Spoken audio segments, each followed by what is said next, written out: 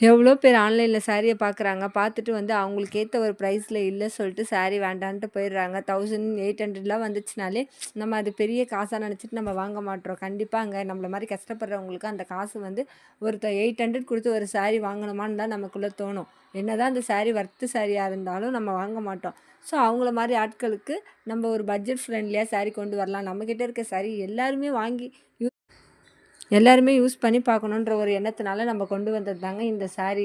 கண்டிப்பா உங்க எல்லாருக்குமே இந்த சாரி ரொம்பவே பிடிக்கும்னு நெனைக்கிறேன். பிடிச்சதுன்னா எந்த சாரி பிடிச்சிருக்கோ அத ஸ்க்ரீன்ஷாட் எடுத்து மேல தெரியிற நம்பருக்கு சென்ட் பண்ணுங்க.